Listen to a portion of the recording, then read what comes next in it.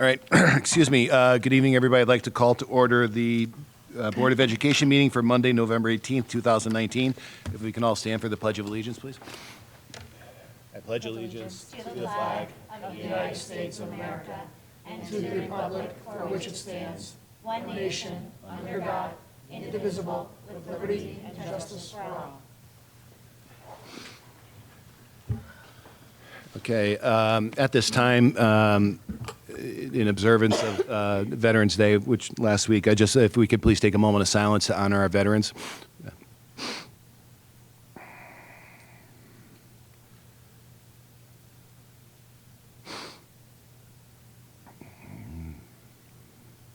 All right, thank you. Next item on the agenda, item 3, approval of minutes. Approval of the minutes from the October 21, 2019 meeting. If I can have a motion to approve those minutes. Motion. Second. Okay, any questions, comments, amendments, or changes to those minutes? Okay, there being none, all in favor? Aye. Aye. Opposed? Abstentions? Abstention. Okay, noted. Bill and Ellen. Michelle. Michelle, too. Okay, I'm sorry. Yeah. As I said, this is a wonderful day for the Farmington community and Superintendent Greeter. This recognition not only pays tribute to her entire career as an educator, but also to her talent and vision as a leader of the district, where tangible results in student achievement are being noticed and valued throughout the state of Connecticut. Superintendent Greeter exemplifies professionalism, collaboration, relationship building, community engagement, inclusivity, and equity in education, and she is driven to ensure that all students in Farmington reach high levels of academic and personal excellence. Farmington is always refining itself and gaining insight into what it can do better, and for that to happen, we need a visionary leader to ensure that our evolution is both authentic and has a lasting impact both today and in the future. Superintendent Greeter's vision and dedication to the students and families of the community is unmatched, and she embodies the board's aspiration and commitment to providing students with continuous opportunities for achieving academic excellence, developing meaningful relationships, and becoming future ready. The award comes at an appropriate time of the year where Farmington can rightfully give thanks to Superintendent Greeter for all she does for the students and family of the community. And so I thought that's, had to sort of encapsulate your entire career in a couple sentences. But, I further reflected upon this, this achievement and this award.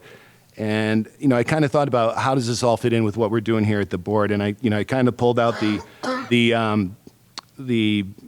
our policy provisions, and for the board of Board of Education in Farmington, as the representative voice for the public, shall articulate the purposes, values, needs, and conditions of public education in Farmington. And for us to do that, we bring collectively as a board a wide variety of experiences, both personal and professional, to the table every week. And through sort of a collaborative effort, we kind of push and pull and tug and kick and scream each other to decisions. But at the end of the day, last time I checked, we have no professional educators around this table. We bring a lot of experiences, personal and professional, but no professional educators. And we're sitting here with one of the smartest, the smartest person in this room, and I'm willing to bet the smartest person in Connecticut that, outshines anybody else in any board meeting, in any meeting hall anywhere. We're absolutely blessed to have someone who, in her career and brings all her talent, insight, and wisdom to help us make our decisions. And as part of that collaborative process, we've encountered over my tenure at least, a lot of meaty and interesting issues, full day K, world languages in the elementary schools. And I realized that, in the first instance, Kathy, you bring everything to us, from a good place. It's coming from your heart. That's what's the best for the kids and the students and the families of Farmington.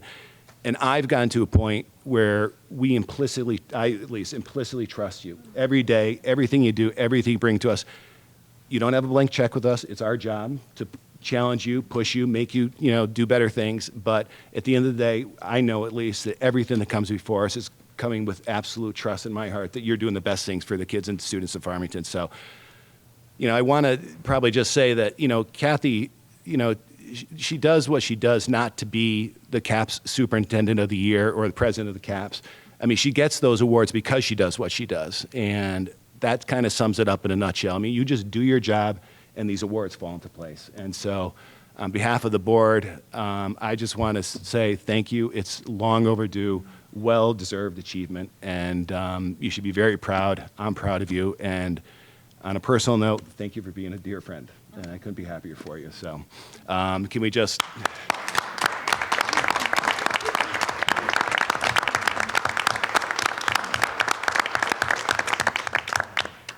Anyone wants to say anything? You said that really well. Don't really know what else to say. So, done, Chris. all right, okay.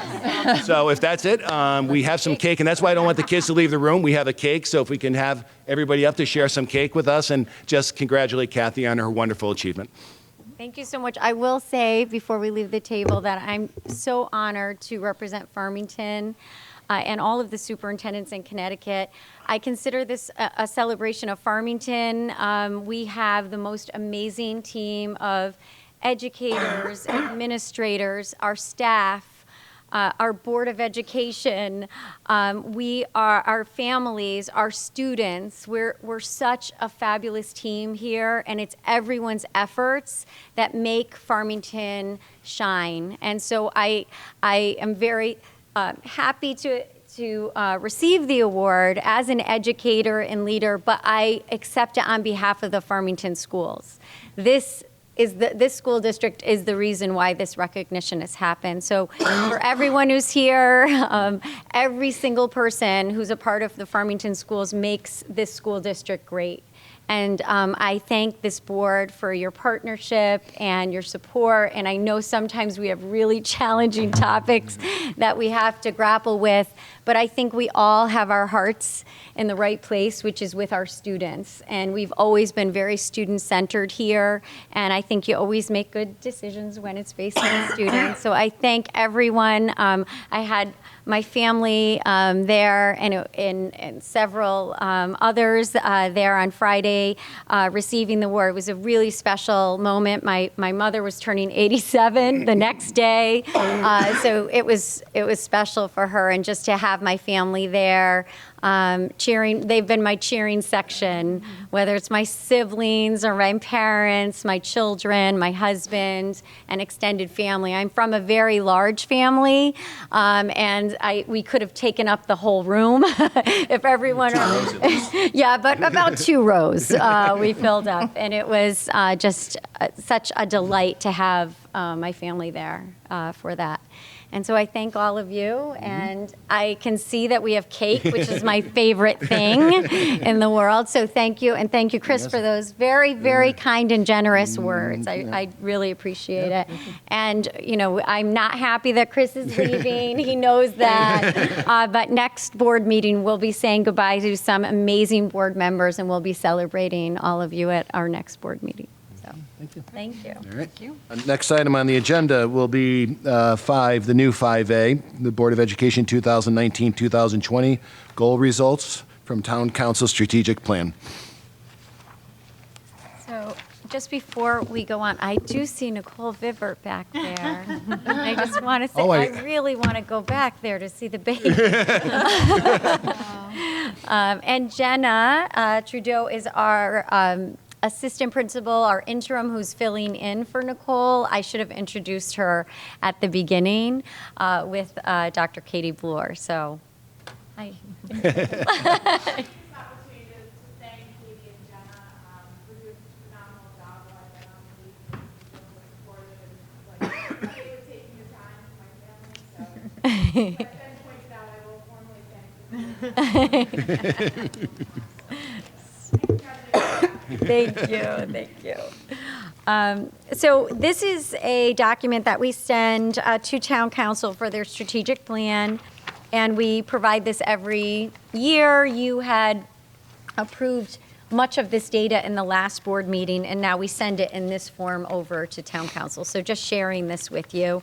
A lot of the information in this document is what we're also sharing in our results and outcomes booklet. That's coming up next on the agenda.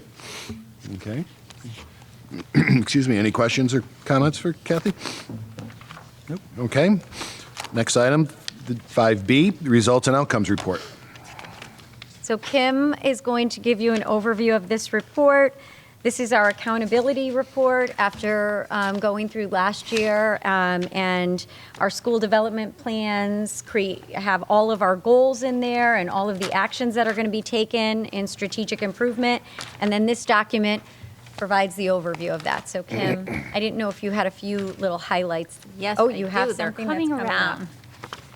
It's always exciting to share with you a summary of our work last year that certainly at this time of year is informing the way we are going about developing plans for this school year. So the connections are meaningful and important, but rather than kind of go through the entire document with you school by school, I took the liberty of creating this one-page overview, which speaks to the level of coherence in our district across K-12 education. We are all working on similar goals, of course, at different levels and in different ways for the children that we serve. But you can see across all schools that we continue to be very proud of our overall achievement results. Our students meet and exceed our expectations in amazing ways every year across a range of measures. Each school has a section in the back of their report called Highlights and Accomplishments, which lists the numerous ways the students are involved in our extracurricular program, in service learning, and in athletics and other activities that really add to a well-rounded education.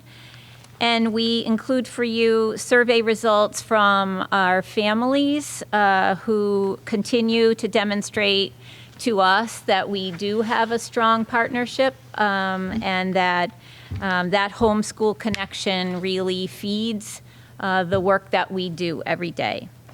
Our school development plans and program development plans are organized in 3 buckets, the first of which being culture and climate, because that kind of sets the tone for everything else that we do.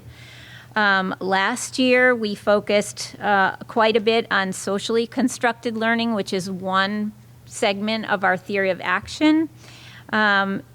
Through that focus, we culminated a year-long committee's work in a report that was shared to you earlier this year in September. And I know that you're aware of that, but looking back on last year, it was quite an accomplishment to pull all those findings together and really set us on a good course for this year. Many of our schools focused on this concept of belonging and really looking deeply at how well we know our students and how we can help them all feel connected to each other and to the goals of their school.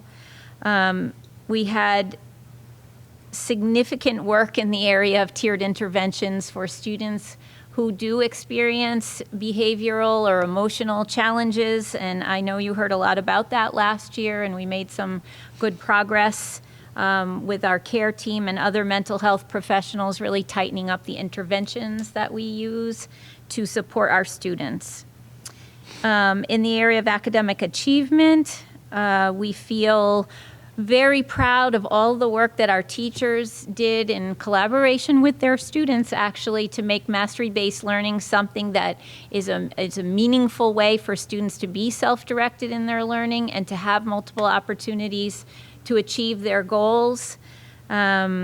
We implemented challenge and support blocks across our K-6 schools. They're called different things: rocket block, fly time, flex time, personalized to the school, but they've really taken off in a way that I think is exciting to students, where you might see students doing challenging work similar to what you saw our students present today, or getting just-in-time support and feedback on areas that they find challenging. So those challenge and support blocks have really added a lot to the daily curriculum.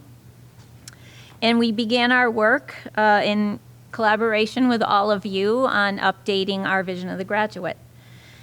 In the area of teaching and learning, we continue to focus on all aspects of our theory of action. It's certainly not something that is accomplished in a single year or even in a couple of years. These are very visionary goals we've set for ourselves, and so you'll probably continue to see work in all areas of the theory of action. I'm noticing a typo there: mastery-based, purpose-driven, self-directed, and socially constructed learning in various ways in our schools. And I always like to highlight the professional work that teachers do in this district alongside our administrative team and each other. Teachers are leaders of professional development as much as they are participants in it.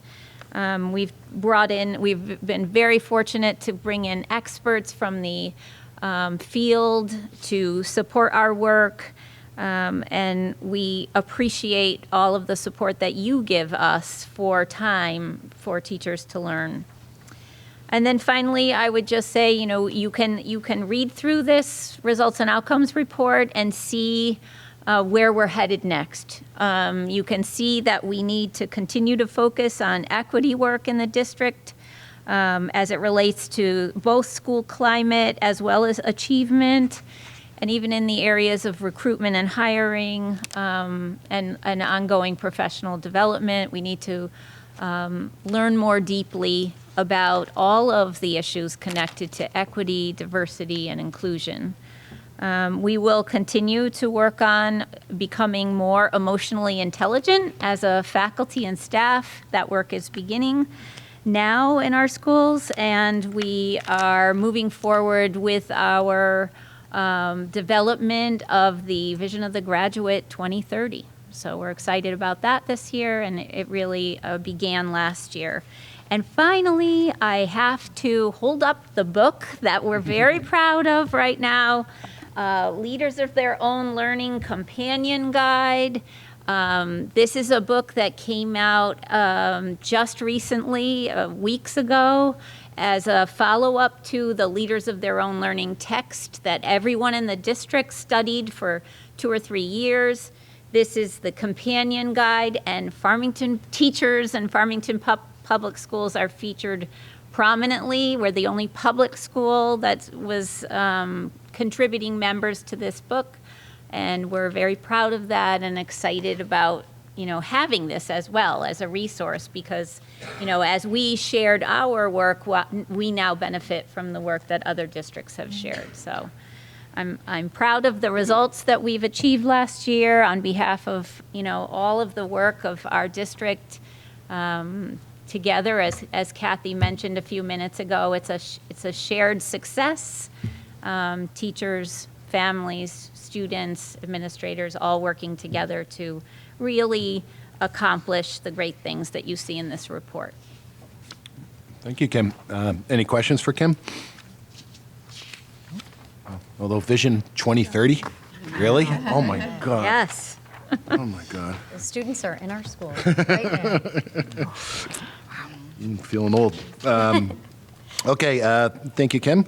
Welcome. Excuse me, next item on the agenda, 5C, CWRA and College Board Report. So we can start with our CWRA. Veronica Ruzic is here, our Director of Curriculum and Instruction. She's going to provide a summary of the CWRA results. We administer this test to 10th graders. This is something that we choose to administrate in our district. A lot of times we're having to administer certain tests for the state. And this one is directly aligned to elements of our Vision of the Graduate, so we utilize this outside assessment to look at how we're doing relative to our vision of the graduate. So Veronica's going to provide. Kathy just said everything I was going to say. Oh, no, okay. I'm just we're all set here. All right, next item. So yeah, no. Compared to last time I spoke, which was that was sort of the smarter balance report. If you remember, this is a very short, just update to you. And so I just wanted to the context that Kathy said is absolutely correct. It's a test we administer. We give to sophomores. That's not the typical year that is normally administered. Many districts that use it, which are mostly private, you can see I provided a list of the districts that give this assessment. They'll do it in their freshman year and then their senior year, sort of across the spectrum. But we're not using it necessarily to benchmark individual student growth on this one assessment. We're using it as feedback back to the district on how we're doing on the vision of the graduate. And so that's really how we use this assessment. And it's very strong. You can see there that the percentage of Farmington High School sophomores, 80% of them are at proficient or above on this assessment, and over 50% of them are at the accomplished or the advanced range. And compared to nationwide seniors, compared to that cohort, and they're sophomores, you can see all the rest of the results are really about that and how they in Farmington are collectively doing better than the senior cohort in other schools that are tested, which, as I mentioned before, is a selective group to begin with, because they're all people who are working on these skills and have elected to take this test. This is by no means a required test of anybody. So I think that, it's very strong data. I think that this is really evidence that our students are doing well on these skills. And I think that what's important is that, we often think they are because we have our own internal measures on many of these, and it's nice to periodically have this external report that helps us feel like, that we're still strong on this. I also wanted to just give you an update on how this has sort of shaped some of our work. So very quickly, just a couple of things that I wanted to say. One is that it has shaped our recurring performance tasks, which was part of the data that you received today and the results and outcomes book. But we've actually replicated some of the ideas of a test like this and put them into some of the things that we test over time of our students, particularly our social studies task. And then the other thing I wanted to say about this is that it's also informed our information literacy standards, because what's really neat about this test, it's not just putting together an argument, but they give you sources to look at that all have like a little trick in it. They all have so it'll have a source and has data in it. And for example, in this one, you're supposed to, recognize that some of the data is completely irrelevant, or the sample size is small, or potentially this has bias in it. So it's really about those information literacy skills. And so we've used this kind of thinking and this kind of assessment to build up our standards around information literacy, which really our tech and library media department has crafted into standards. And then right now we're in the process of really looking at who assesses and teaches to those standards along the way. So, I think it's just really important in this era of fake news to really be teaching students how to really critically look at these, analyze things, and then be able to synthesize the ideas for themselves. So I'm really happy that we, continue to, assess students on these skills, and that our students are doing well on these kinds of skills. And again, I'm never going to come here and say we're all set. We're not. There's still a lot of work to do on all of this, but it's nice to have an assessment that we do really care about, show this kind of, these kinds of strengths, but also give us some hints about, what more we can strengthen and where else to go with this. And again, it just shows our real commitment to the vision of the graduate. We're putting our money where our mouth is in terms of saying these are important skills, we're measuring them, and we're assessing them with this outside assessment. So again, thank you to the board for your support of that, but there's a lot here to celebrate for this report. I have just a quick question, Veronica. Yep. Excuse me. not that you would know the answer to this because it would require you to know what other people are thinking, but maybe anecdotally speaking with other directors of curriculum, what's the driver in the participation? Like, why are we in it, other districts or schools not? Like, some prep schools are, some aren't. I mean, what's the driving the participation in this test? Well, first of all, you have to have knowledge of the test. So, we obviously are always out there looking for some of the best practices that are out there. This is highly regarded in sort of the, really in top educators. So by somebody like a Tony Wagner or people who are out there sort of talking about the 21st century skills. And I think too, because we were sort of at the forefront of all the 21st century thinking, and that those are the most important skills for students.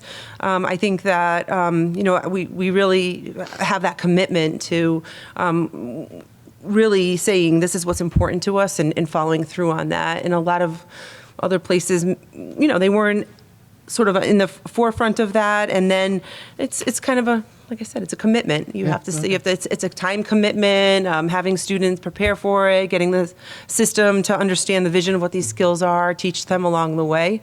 And so I think that in the, I know in some of the private schools too, they liked students to, they don't have to do any sort of external assessments. And so I think that they like to have something too to show to parents and constituents, like if you send your student here, these are the kinds of skills we work on. So I think for a lot of places, it's really like an advertising, like you can, like saying these are the important skills to us and this is how we do on them. So some have elected to do so it. Scarce, Yeah. I do think a lot of it is that we were very early on working on this. We do see other districts asking us questions about it. Those who have may have, 5 years after us started looking at a vision of the graduate, and they're just now realizing, you do have to have some outside measure. You have internal measures, but just like everything else, we'd like an outside measure to kind of another way of saying, yes, we're on track. We're moving forward with this. So I think that is part of it, exactly what Veronica had said. But we do have lots of inquiries from other districts wondering about this assessment. Yeah. Okay. Any additional questions for Veronica? No? Okay, thank you, Veronica. Thank you. Oh, so SAT and AP is there too. College Board Report. Oh, the College Board Report. So, that's right, yep. Kate Martorelli is here, and she is our new department leader for counseling, so I'm really thrilled to introduce you to Kate. And we also have Lisa Kapczynski, who is here to provide an overview of SAT and AP from last year. So we always bring this to you this year. And I know Scott would have loved to have been here as well, but we had a soccer game today. So Speaking of which, you getting any updates? well, yes, but we didn't win, so unfortunately. But it was, I think, 3-2. Okay. So very, very close. Yes. But just an amazing season for both our boys and girls soccer. yeah. We're so proud of both teams. They did an outstanding job. So thanks, everyone. Let me introduce Kate Martorelli to all of you. She's our new school counseling director, and we're so excited to have her on board here at Farmington High School. So Kate has prepared this report, so I'll let her speak on behalf of the work of the high school. Thank you, Lisa. Thank you, Board of Education and Superintendent Greeter, for the opportunity to speak with you all tonight. I also want to thank you all for supporting my transition to Farmington Public Schools as well this school year. It's been my pleasure, it is my pleasure tonight to speak with you about our 2019 college testing results. College testing assessments provide valuable information about our students' potential for success at the post-secondary level, as well as their actual level of achievement in a specific area of study. This report includes information for 2019 for AP exams, SATs, SAT subject tests, and ACT exams. Forgive me for looking down periodically as I speak. I have numerous statistics and data points to share with you all tonight. For AP exams, Farmington offers 22 AP courses in arts, English, history, and social sciences, STEM, and world languages and cultures. This year, 443 Farmington students took 1,070 AP exams. 78% of the 2019 graduating class participated in one or more AP course. This is a 3% increase from 2018. 74% of the AP exams taken by Farmington High School students earned a score of 3 or better. This is a 1% increase from 2018. There were 65 AP scholars, 35 AP Scholar with honor, and 73 AP Scholar with distinction awards. For SATs, the summary data is for the 2019 graduates who took the exam during high school. The evidence-based reading and writing mean score was 595. The mean math score was 591, and both scores are up slightly from 2018. Comparatively, Farmington students scored above the Connecticut and national averages on both sections in 2019. For SAT subject tests, of the 291 graduating seniors, 21% took at least one SAT subject test. And this percentage does continue to decrease, which is in line, however, with the number of colleges requesting subject tests as part of their application for admissions. For the ACTs, approximately 32% of the senior class, or 94 students, took the ACT sometime during high school with a mean composite score of 26.8. The number of Farmington students taking the ACTs has been declining each year since 2016. I would also like to highlight a few things in which, few of the ways in which we use this information and data at Farmington High School. School counselors engage in numerous conversations with students and parents about testing, college admissions testing, through our parent evening presentation, in addition to individual junior parent meetings.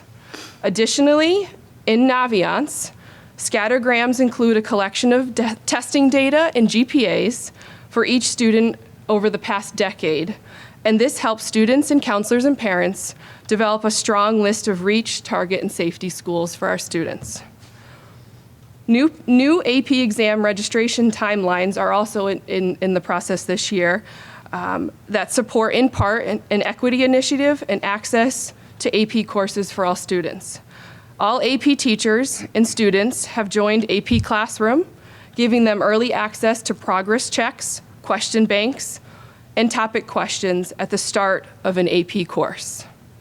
And lastly, and most importantly, we continue to encourage all students to engage in college-level work while equally supporting and understanding the importance of their social emotional well-being. Thank you all for the opportunity to share this information with you tonight. Any Thank you, Kate. questions? Any questions for Kate? I just Yeah, have one, Ellen, Kate. yep. I was wondering why you thought the ACT was sort of on the decline. Took my question. I was going to say. I'm sorry. All of the No, because I thought the ACT was being. and welcome, by the way. Yeah, thank you. Thank you. I actually was under the impression there was for a certain type of learner or student that it was so valuable for another learner. So it was just kind of shocking. When I was creating the report, I was honestly surprised too with the statistics. Speculation would have to do with the Connecticut SAT school day, and that College Board has partnered with the SATs. So although it feels like we have more students taking the ACTs, we also have more students potentially who, through the Connecticut SAT school day, take the SATs and then are content with their scores and are not taking them. Maybe they'll take the SATs one more time, but they're not pursuing more testing. And I think that may be directly related to that ACT number going down. Also, just to piggyback that, do you think it has anything to do with the growing number of test optional It may. colleges? Yep, it may. In the end, a lot of those test optional schools still see the standardized test scores in some shape or form, but they're not directly required in the admissions process. So yes, that may play a role too. Hi, welcome. Thank you. And I look forward to talking with you some more. I'm going to go down the Absolutely. road here as my daughter continues to go through the college application process. Absolutely. She's a senior up there. one of the things I would think about the ACTs was that the way the testing falls, there's not a lot of time, and it's very crunched, and I know that there were quite a few of her peers talked about the pressure of having to kind of gear up for another test, kind of the way that the dates, the actual schedule was kind of intimidating for some kids, I think, that don't like taking the standardized test. But but I think there's also something else to it. I'm really looking forward to hearing as you dig into the job, what is our counseling department doing to help with our kids to understand, why ACT may be a better fit. Are they pushing the ACT? I mean, these are all really open-ended questions to kind of circle back to at some later date. But that's kind of what I'm interested in is, has there been an emphasis or a de-emphasis on ACT? Because as you say, I think there was always this expectation in our minds that My impression was it was on the upswing. Precisely, because a certain type of learner would feel better with the ACT. And I don't know if there's a disconnect between what kids are hearing in the counseling department, because that's their source of information, right, on that stuff, or is there other factors involved? That's something we can certainly look into over time. But I'm excited to work with you. Yeah, absolutely. We're definitely emphasizing what's most appropriate, for each student, and also emphasizing the importance of creating a timeline that's most appropriate for each student as they manage their course load and their courses, in addition to AP exams potentially, and the exams are all sort of nationally administered exams, so the dates are the dates. But so it is important to work with each student individually to plan accordingly. We are definitely not de-emphasizing the ACT exams. If anything, when I got this data, I shared it with my colleagues, and we were all shocked because it feels like more students are taking the ACTs.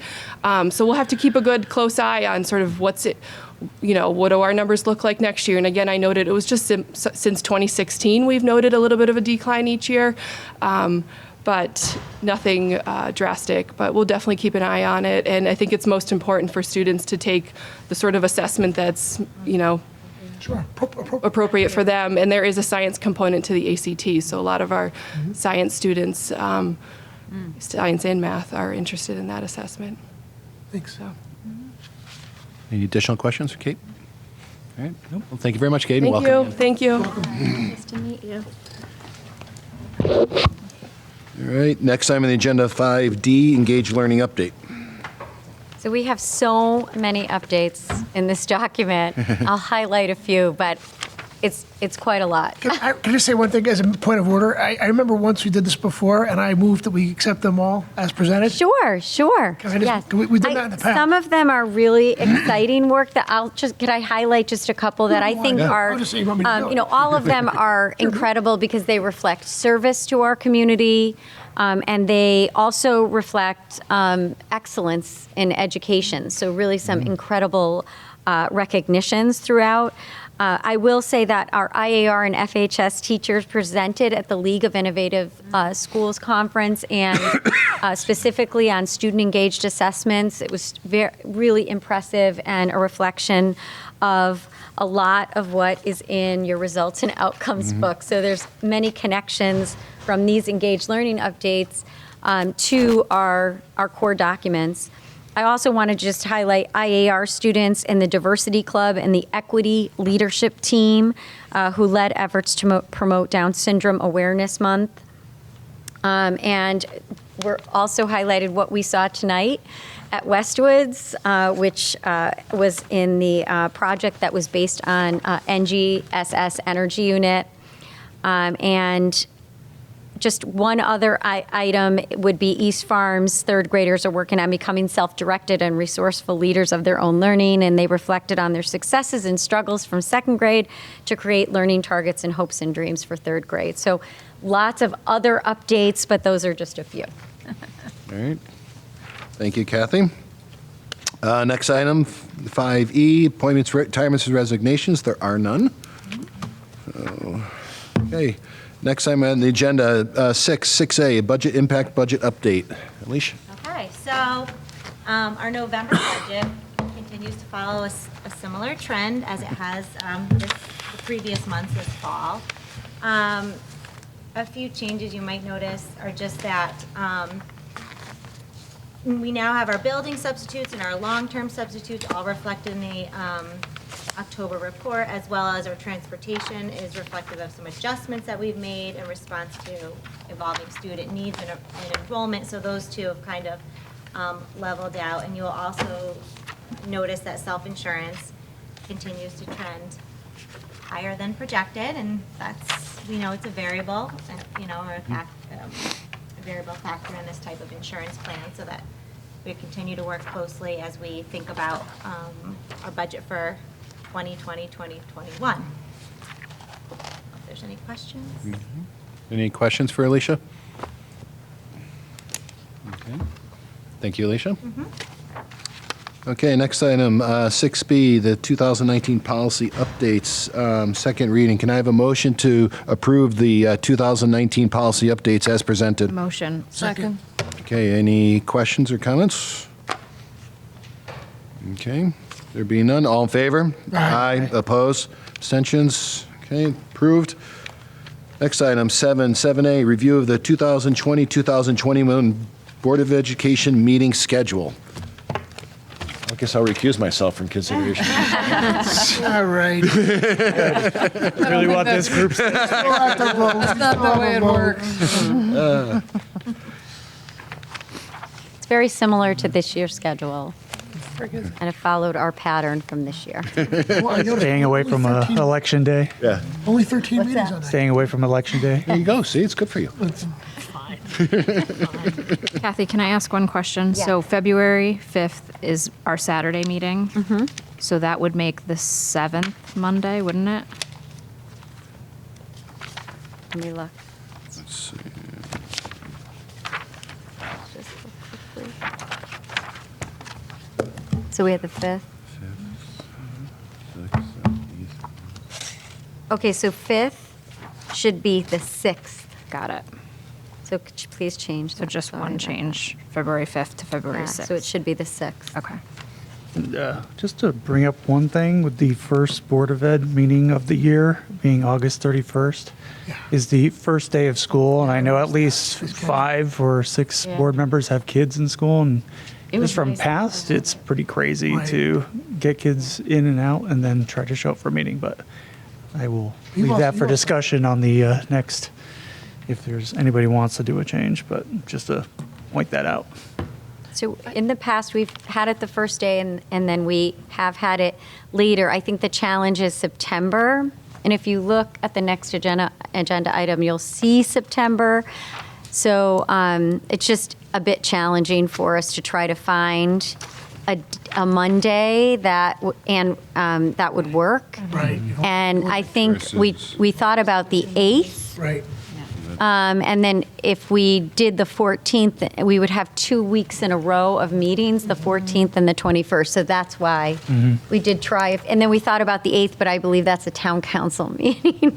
And we try not to have town council meeting and Board of Ed meetings on the same night, just for our community. So if they want to go to both, they're able to do that. So that's why it's set up this way. But we were trying to get 2 meetings to work, and it just didn't work out because of the holiday, the 2 holidays in September for next year. So are we going to revisit that, or that's set in stone on the first day of school?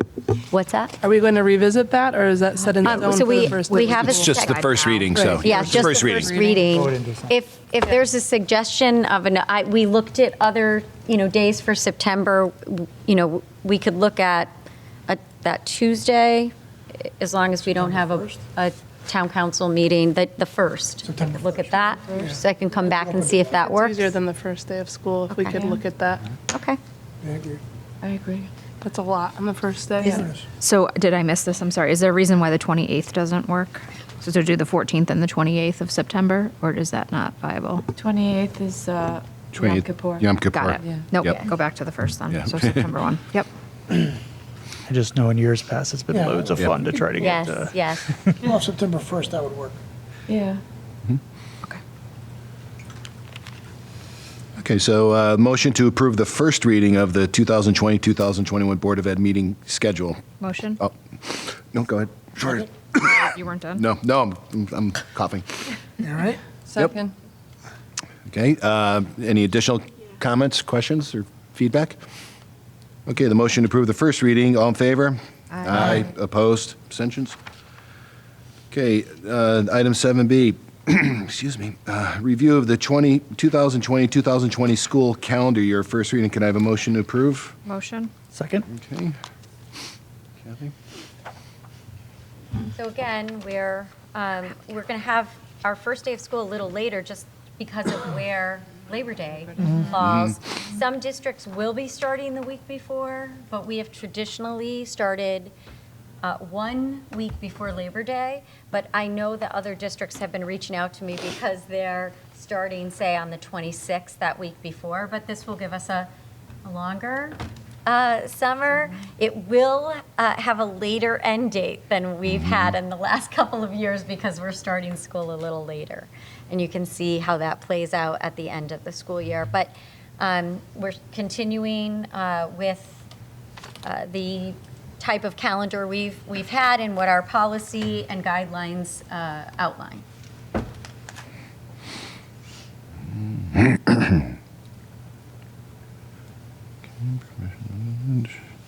Okay, any questions or comments? On the teacher professional development days, the added ones, are we still with the 6? We're still with, this year was 8, so we remain with 8. We're not adding any more Right, sorry. this coming year. And they're about the same as we've had it. The way we set it this year. Yeah, okay. Any additional questions or comments? Nope. Okay, the motion to approve the first reading of the 2020-2020 school calendar year. All in favor? Aye. Opposed? Abstentions? Next item, 7C, review of the 2020-2021 school district budget development guidelines. Can I have a motion to approve the first reading? Motion? Second? Okay. So I just want to commend Alicia and her team. It has a new look and a different way of displaying some of the information, but this budget manual not only sets in motion the budget process for our administrators, but we need approval by the board to start that process by looking at the guidelines we've included in this document. So, Alicia, I don't know if you have any highlights that you. I would just say we, gave it a refresh, taking a look with a new set of eyes and thinking about. We added some guiding questions to create, a shared purpose for why we are making our budget decisions. Tried to streamline the process, the actual process of developing the budget. And then, like Kathy said, just create some clarity with some of the data points that were in the back and thinking about, are there visuals, are there other ways to represent the data that is useful to those of us who engage in the budget process, so. It was another, a great collaboration between Nicole Phoenix and Beth Haber, who I work closely with, to work together. And we've tried some new things behind the scenes in collaboration with Kim for staffing and other things, just to try to ease the process and also make it more efficient for everybody. So we'll see how it goes. We have those meetings starting soon. So. I really like on page 11 the guiding questions. I think that's a wonderful addition for our administrators and teachers as they're developing the budget. Okay, any questions for Alicia or Kathy? Okay, the motion to approve the 2020-2020 school district budget development guidelines. All in favor? Aye. Opposed? Abstentions? Next item, 7D, review of the 2019 policy updates, first reading. Can I have a motion to approve the first reading of the updates? Motion? Second? As presented. Okay. Any questions or, okay, Anyone has any questions? you have nothing, okay. Okay, the motion, all in favor? Aye. Opposed? Abstentions? Okay. Next item, 8A, consideration of the Assistant Superintendent Finance and Operations Report. Can I have a motion to approve the financial report dated October 2019? Motion? Second? Alicia? Anything, any input or? Sorry, I lost focus for a second. On the October 19th report. Not honestly, really what I've been saying all along, and I don't want to minimize it because it's not that we're not looking at it all the time, all, together collaboratively to make sure that we're making thoughtful decisions, but the same things that are trending, that we have to monitor closely are the same things that I've said both in September and October and probably even in the summer months. Okay. Any questions for Alicia? We hit the stopgap this year. That was in the, In the update. that might have come up it was in my, what I shared last month, but we did. We hit that. Did we hit it last year, going into budget That's it, season? we hit it We hit last year. it We last haven't year, hit it got this year. applied. For the next budget season, Correct. what I'm finding. 18-19. Okay. Yeah. And I have a meeting with Cigna this week to just touch base. Considerations. What'd you say? Things to consider for the Yes. next budget cycle, Yep. for sure. Okay, any additional questions? Okay. All in favor of the motion to approve the financial report dated October 2019? Aye. Aye. Aye. Opposed? Abstentions? Okay, next item, 9, report of the board chair. I guess just one quick note, on Thursday, which was 5 o'clock, I have to double check, the new teacher reception. yes. So, do you have the, I think it's at like 4 o'clock. 4, is it there? All right, just want to make sure. Okay, but we have the new teacher reception at Farmington Country Club. It would be wonderful if everybody could make it. 4 o'clock. 4 o'clock, Farmington Country Club. So This Thursday? This Thursday. So if everybody can make it, that would be wonderful. Updated committee meeting dates, curriculum. We have a meeting in January. January. I can tell you the date at the moment. Okay, policy, Christine, No Nope. scheduled meetings. but you've been busy. Yes. Communications, Ellen? Well, we just met last week and brainstormed for the newsletter that'll be coming out in January, which is going to be done in-house due to budget, so. Okay. All right, thank you. And Mark, policy? Negotiations? Yeah. I mean, the negotiations are here, yeah. Chris and I had a chance to present to the town. We ratified it with them, and there are no current dates scheduled, at least for this board. Yep.